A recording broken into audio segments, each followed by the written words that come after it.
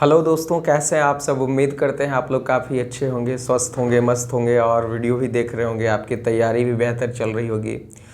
तो दोस्तों, पिछले का वीडियो में हमने कुछ इम्पॉर्टेंट ऑब्जेक्टिव प्रोजेक्शन का देखा था क्लास 12 का। आज बकिए के रिमेनिंग 20 क्वेश्चन को देखते हैं जो कि आने वाली परीक्षा के दृष्टिकोण से काफ़ी महत्वपूर्ण है। तो आप वीडियो को अंत तक देखें और यदि आपको वीडियो अच्छा लगता है तो आप लाइक और शेयर करना ना भूलें। चलते हैं, हमारा अगला प्रश्न है the domestication of dash started under the influence of religion. किसका जो डोमेस्टिकेशन है वो रिलीजन के कंपल्सन के माध्यम से प्रारंभ हुआ। तो हम लोगों ने जो एनिमल्स है, जो जानवर है, उसका जो डोमेस्टिकेशन किया हम लोग रिलीजन के हिसाब से किया। तो इस प्रश्न का राइट आंसर हो जाएगा एनिमल्स, यानी the domestication of animals started under the influence of religion. मतलब जानवरों का जो डोमेस्टिकेशन है वो डोमेस्टिकेशन जो है वह रिलीजन के इन्फ्लुएंस में हुआ। चलते हम लोग अगले प्रश्न की ओर। हमारा अगला प्रश्न भी बहुत मजेदार है। Doctor Zakir Hussain took the oath of loyalty to the. देखिए, डॉक्टर जाकिर हुसैन जो है वह प्रेसिडेंट बने। क्या बने? प्रेसिडेंट बने ऑफ इंडिया। भारत के प्रेसिडेंट बने। कब बने? 1967 में। तो जब कोई संवैधानिक पद पर जाते हैं तो वहां पे हम लोग कॉन्स्टिट्यूशन का जो है वह ऑथ लेते हैं, कॉन्स्टिट्यूशन का जो है वह शपथ लेते हैं। तो इस प्रश्न का राइट आंसर हो जाएगा कॉन्स्टिट्यूशन, क्योंकि कॉन्स्टिट्यूशन का मतलब होता है संविधान। तो doctor Zakir Hussain took the oath, doctor Zakir Hussain ने शपथ लिया to the constitution of India, भारतीय संविधान की शपथ ली। तो इस प्रकार से इस प्रश्न का राइट आंसर हमारा ऑप्शन नंबर बी हो जाता है। चलते हैं अगले प्रश्न की ओर। फटाफट आप लोग लाइक करते चलिए और शेयर करना ना भूलिए। Dash said that Bharat is my home and it's people are my family. ये किनका कोट है? किन्होंने ऐसा कहा था कि भारत मेरा घर है और यहाँ के लोग मेरे परिवार सरीके हैं। तो ये Bharat is my home chapter से लिया गया है। और भारत इज माई होम जो चैप्टर है वो एक स्पीच है। और ये स्पीच जब 1967 में डॉक्टर हुसैन प्रेसिडेंट बने थे तब दे रहे थे। जाहिर सी बात है कि डॉक्टर जाकिर हुसैन ने ही ऐसा कहा होगा। तो इस प्रश्न का जो है वह राइट आंसर हो जाएगा डॉक्टर जाकिर हुसैन, यानी ऑप्शन नंबर सी बिल्कुल सही जवाब है। चलते हम लोग अगले प्रश्न की ओर। हमारा अगला क्वेश्चन भी बहुत ही important examination point of view से। Dash inform the under secretary about Nanu Kaka's visit. Under secretary को किसने नानू काका के आने की सूचना दी? गुरु, जब कोई मायके से आता है तो जाहिर सी बात है कि माँ ही अपने बेटे और सभी लोगों को ये बताती है कि हमारे मायके से कोई आ रहा है। तो ओबियस ही बात है कि नानू काका की जो माँ है, नानू काका की जो मदर है, उन्होंने ही इन्फॉर्म किया था अंडर सेक्रेटरी को, यानी लेखक को, कि भाई नानू काका दिल्ली 2 से 3 दिन के लिए आने वाले हैं। क्यों आने वाले हैं? तो कुछ मंत्रियों से मिलने के लिए, सीसम मिनिस्टर। तो इस प्रकार से इस प्रश्न का right answer option number C होगा। चलते हम लोग अगले क्वेश्चन की ओर। अगला क्वेश्चन भी बहुत ज़्यादा महत्वपूर्ण है। I am not mindful that some of you have come here out of great.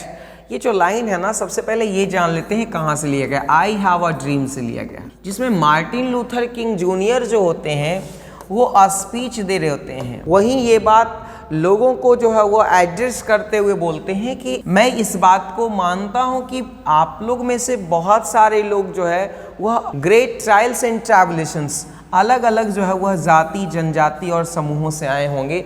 इस प्रकार से इस प्रश्न का राइट आंसर हो जाएगा ट्रायल्स, यानी option number B.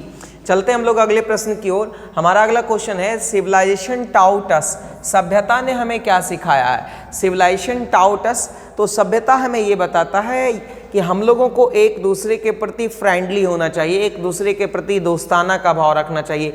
Even animals के प्रति भी हमारा जो बिहेव होना चाहिए वो फ्रेंडली होना चाहिए। इस प्रश्न का राइट आंसर हो जाएगा option number D, to be friendly towards others, यानी दूसरों के प्रति दोस्ताना का भाव रखें। बिल्कुल बहुत ज़्यादा इंपॉर्टेंट रहने वाला है ये सेशन, इसलिए आप सेशन के अंत तक बने रहिए। काफ़ी इंपॉर्टेंट क्वेश्चन का कलेक्शन है, पूरा पैकिंग है। हमारा अगला प्रश्न है German Greer is a famous dash writer. German Greer किस प्रकार के राइटर हैं? तो जर्मन ग्रीर जो है वो फेमिनिस्ट राइटर हैं, एक नारीवादी राइटर। और ये नारीवादी राइटर हम लोग किनको कहते हैं, जो नारियों की समस्या को अपनी लेखनी के माध्यम से रखने का काम करते हैं, और ये ऑस्ट्रेलिया से बिलोंग करते हैं। कहाँ से बिलोंग करते हैं? ऑस्ट्रेलिया से। तो इसलिए इसको हमको याद रखना बेहद ज़रूरी है।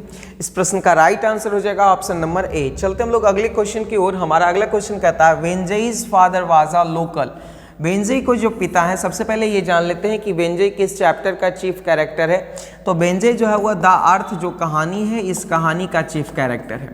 और वेंजई के पिता जो है वह लोकल प्रीचरर रहते हैं, जो कि क्या करते हैं, वो घूम घूम करके उपदेश देने का काम करते हैं। प्रीचरर का मतलब होता है उपदेशक, जो उपदेश देने का काम करता है। और ईसाई धर्म में जो है वह प्रीचरर लोगों का काम होता है कि वो घूम घूम करके ईसाई धर्म के इंपॉर्टेंस के बारे में लोगों को बताएं। तो इस प्रकार से इस प्रश्न का राइट आंसर हो जाएगा ऑप्शन नंबर डी। चलते हम लोग अगले क्वेश्चन की तरफ। क्वेश्चन है who was the neighbour of लोमोब। ये जो क्वेश्चन है वो आपका जो ड्रामा या कॉमेडी कह सकते हैं, मैरिज प्रपोजल, वहाँ से लिया गया है। और लोमोब का जो पड़ोसी होता है वो चुबुकोव होता है। लोमोब का पड़ोसी कौन होता है भाई? तो लोमोब का पड़ोसी चुबुकोव होता है, जो कि एक लैंड ओनर होता है। तो इस प्रश्न का राइट आंसर हो जाएगा ऑप्शन नंबर ए। अगले क्वेश्चन की तरफ मुखातिब होते हैं। बहुत ही इंपॉर्टेंट क्वेश्चन है। O how feeble is man's power. ये जो लाइन है वो कहाँ से लिया गया है? O how feeble is man's power. आदमी की शक्ति जो है वह, आदमी कितना निरीह और कमजोर है कि जब कभी भी बुरा वक्त आता है तो अपने बुरे वक्त को वो शॉर्ट नहीं कर सकता और खुशी के लम्हे को ज़्यादा बड़ा नहीं कर सकता। इतना आदमी कमज़ोर है, आदमी इतनी दुर्बल है। फीबल का मतलब क्या होता है गाइस? फीबल का मतलब होता है दुर्बल या कमज़ोर। तो यहाँ पे हम लोग ये समझने का प्रयास करेंगे कि ये लाइन जो है वह कहाँ से लिया गया है। तो ये लाइन जो है वह sweetest love I do not go poem से लिया गया है, जिसके राइटर कौन है? तो जॉन डनी है। चलते हैं अगले प्रश्न की ओर। हमारा अगला क्वेश्चन है जॉन डनी थिंक्स दैट। जॉन डनी क्या सोचते हैं भाई? तो जॉन डनी सोचते हैं क्या सर्टेन है, क्या निश्चित है। सर्टेन का मतलब क्या होता है गाइस? निश्चित। क्या निश्चित है? फटाफट बताओ आप लोग कमेंट करके, क्या निश्चित है? तो हमारा डेथ निश्चित है। कुछ हो चाहे ना हो, डेथ तो श्योर है भाई, सबका होना है। तो इस प्रकार से इस प्रश्न का राइट आंसर हो जाएगा ऑप्शन नंबर बी। अगले क्वेश्चन की तरफ चलें। क्वेश्चन है Walt Whitman is dash year old. अब बात करेंगे यहाँ पे, जिस समय पोएट पोएम लिख रहे होते हैं उस समय एक लाइन वो कहते हैं कि I am 37 years old and begins perfect health. मतलब वो कह रहे होते हैं कि मैं 37 साल का हूँ और अभी मैं परफेक्ट हेल्थ में हूँ, मेरी हेल्थ को एकदम कुछ भी नहीं हुआ है और ऐसा लगता है मानो अभी अपने लाइफ की क्या करी हो, शुरुआत करी हो। तो यहाँ पे राइट आंसर हो जाएगा 37, ऑप्शन नंबर डी। अगले क्वेश्चन की तरफ चलें। क्वेश्चन है the poet thinks that.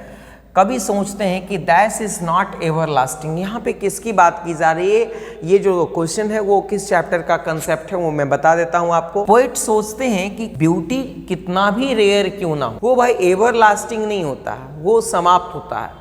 Physical beauty is short lived. तो फिजिकल ब्यूटी क्या होता है? वो शॉर्ट लिव्ड होता है, वो समाप्त हो जाता है with the passage of time, ठीक है ना। तो ऑप्शन नंबर बी हमारा बिल्कुल सही जवाब है। चलते हम लोग अगले प्रश्न की ओर। हमारा अगला प्रश्न है how does the poet describe snake's movement. Snake के मूवमेंट को पोएट किस प्रकार से डिस्क्राइब किए हैं? तो स्नेक के बारे में बोले हैं लेखक कि स्नेक जो है वह कर्वी, किस प्रकार से स्नेक चलता है? तो इस प्रकार से कर्वी मूवमेंट है, यानी ऑप्शन बी बिल्कुल सही जवाब है। अगले प्रश्न की तरफ चलते हैं। हु वाज सेकेंड कमर। ये जो क्वेश्चन है वो स्नेक से लिया गया है, जिसके लेखक कौन है भाई? तो जिसके लेखक D.H. लॉरेंस। इसमें लेखक जो है वह सेकेंड कमर होते हैं। इनसे पहले कौन आया होता है? तो इनसे पहले स्नेक आया होता है। कहाँ आया होता है? वाटर ट्रॉप के पास आया होता है। तो इस प्रकार से ऑप्शन नंबर बी बिल्कुल सही जवाब है। अगले क्वेश्चन की तरफ चलते हैं। क्वेश्चन है my grandmother's house is an a dash poem by Kamala Das. एक क्वेश्चन तो हमारा यहीं से बन रहा है कि माई ग्रैंड मदर्स हाउस जो पोएम है वो कमला दास के द्वारा लिखी गई है और ये जो पोएम है वो ऑटोबायोग्राफिकल मोड में ली गई है। तो ये पोएम क्या है? ऑटोबायोग्राफिकल पोएम है। और ऑटोबायोग्राफिकल का मतलब क्या होता है कि जब हम अपनी जीवनी स्वयं लिख रहे हों तो उसको ऑटोबायोग्राफी कहते हैं, और मेरी जीवनी कोई और लिख रहा हो तो उसको हम लोग बायोग्राफी बोलते हैं। तो यहाँ पे कमला दास खुद के बारे में लिखी है, तो इसलिए यहाँ पे क्या हो जाएगा? ऑटोबायोग्राफिकल हो जाएगा, यानी ऑप्शन नंबर सी बिल्कुल सही जवाब होगा। अगले प्रश्न की तरफ चलते हैं। क्वेश्चन है Kamala Das is talking about her dash who is dead now. इस पोएम में कमला दास किसके बारे में बात कर रही होती हैं जिनकी अब मृत्यु हो चुकी है। तो कमला दास जी अपने ग्रैंड मदर के बारे में बात कर रही होती हैं और कहती हैं कि वो ग्रैंड माँ जो है वह अब नहीं है, उनका डेथ हो गया है और उनके डेथ होने के कारण पूरा घर जो है वह क्या हो गया है, जीर्ण शीर्ण अवस्था में चला गया है। घर को देखने वाला कोई नहीं है और वो चीज़ें कमला दास को याद आ रही हैं, यानी ऑप्शन नंबर बी बिल्कुल सही जवाब है। अगले प्रश्न की तरफ चलते हैं। क्वेश्चन है dash is dead against blind imitation. Imitation का मतलब क्या होता है गाइस, नकल ऑफ वेस्टर्न सिविलाइजेशन। कौन वेस्टर्न सिविलाइजेशन के नकल के विरोधी थे। तो ओबियस सी बात है कि हमारे जो गांधी जी थे, जो हमारे राष्ट्रपिता थे, वो वेस्टर्न सिविलाइजेशन से थोड़े से जो है वह डिस्टेंस रखते थे और उनका ऐसा कहना था कि अगर उसमें कुछ अच्छी चीज़ें हैं तो हम सीखें, लेकिन ब्लाइंडली उसको हम फॉलो ना करें। तो इस प्रश्न का राइट आंसर हो जाएगा option number D, Mahatma Gandhi. आगे चलते हैं हम लोग। अगला प्रश्न है the past is not dead and static, it is alive and dynamic and is involve in determining the quality of our present and the prospect of our future. ये जो लाइन है वो लाइन कहाँ से लिया गया है, किस चैप्टर से लिया गया है। तो यह लाइन जो है वह भारत इज माई होम से लिया गया है और इसके जो लेखक हैं, इसके जो राइटर हैं वो डॉक्टर जाकिर हुसैन हैं और वो स्पीच दे रहे हैं जब प्रेसिडेंट के रूप में उन्होंने शपथ ली थी उस समय, और उसी का ये हिस्सा है जिसमें कहा गया है कि पास्ट हमारा जो इतिहास है वो अभी समाप्त नहीं हुआ, अभी भी वो वर्तमान है और अगर हम अपने पास्ट को बढ़िया से जो है वह देखें, उसका अध्ययन करें तो निश्चित रूप से वो आने वाले जो हमारा फ्यूचर है उसको वो आसान कर देगा। तो इस प्रश्न का राइट आंसर हो जाएगा ऑप्शन नंबर सी। अगले प्रश्न की तरफ चलते हैं। हमारा अगला क्वेश्चन है I swear to save fire from the scene of forgetfulness. ये लाइन कहाँ से लिया गया है। तो सबसे पहले ये बात जान लेते हैं कि हमारा एक चैप्टर है फायरहाइम। यहाँ पे फायर की बात की जा रही है भाई, तो फायरहाइम चैप्टर से लिया गया है जिसके लेखक के.एन. दारूवाला हैं और के.एन. दारूवाला जो है वह क्या रहते हैं, जोरास्ट्रियन रिलीजन से रहते हैं। किस रिलीजन से रहते हैं भाई, जोरास्ट्रियन रिलीजन से रहते हैं, पारसी रहते हैं और वो जो है वह क्या है, अग्नि पूजक समुदाय होता है और इसलिए वो कह रहे हैं कि मैंने जो अपने फर्स्ट बोर्न चाइल्ड को इसके आग के हवाले किया था, इसने मुझे सिनर बना दिया, मुझे पापी बना दिया। तो ये शपथ लेते हैं पोएट कि मैं अगली बार से ऐसा होने से बचाऊंगा, आग को जो है वह सीनर होने से बचाऊंगा। तो ये लाइन जो है वह कहाँ से लिया गया है, तो ये लाइन फायरहाइम चैप्टर से लिया गया है, यानी ऑप्शन नंबर सी बिल्कुल सही जवाब है।